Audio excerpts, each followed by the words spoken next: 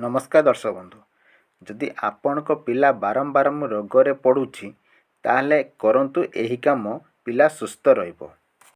आपणक पिलार देह जदि खराब हुए तेबे प्रथमे डाक्तर पाखकु नहीं जाती। डाक्तरी चिकित्सा करिबा द्वारा पिला ठीक हो जाए। एमिति अनेक पिला अछंती डाक्तरी चिकित्सा करिबा द्वारा ठीक हो जाती, किंतु किछि दिन परे पुणी खराब हो जाए। आज आपण माने किछि घरोई उपाय विषय जानतु। प्रत्येक दिन पिलांकु जो खाइबा देउछंती से खाइबारु किछि नेई कुआकु दियंतु। ता सहित शनिवार दिन शनिदेवंक मंदिर जाई राशि तेल दीप जालंतु। जदि मंदिर जाई पारिबेनी तेबे घरे ठाकुरंक पाखरे जालंतु। पिलाटीर जन्मदिन खसा तेल मारी गाधे दियंतु।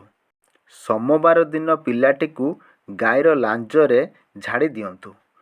प्रत्येक दिन गीतार एक शुल्क पाठ करंतु।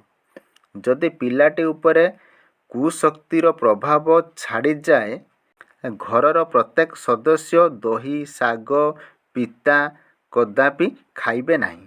एही सबु कले पिलार देह सुस्थ रहिबो।